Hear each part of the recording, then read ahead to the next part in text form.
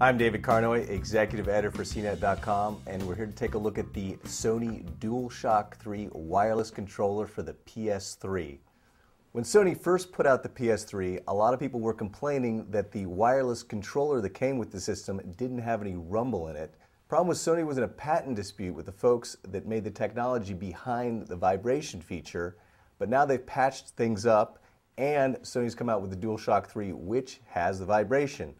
Now, not a lot has changed between this model and the original Sixaxis controller that came with the system previously. As you can see, they look a lot alike and they really are identical.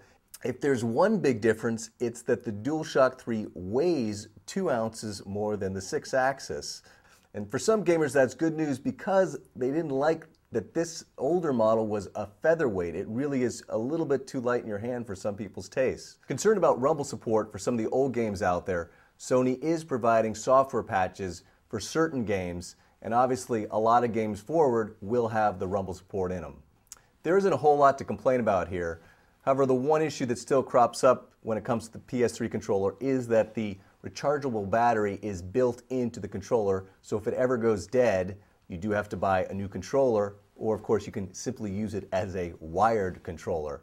Also, this model doesn't ship with a USB cord to charge it. We thought Sony was a little cheap not to include the cable, especially since it's already charging a few extra bucks to have the added rumble feature. I'm David Carnoy, and that's the Sony Dualshock 3 for the PlayStation 3.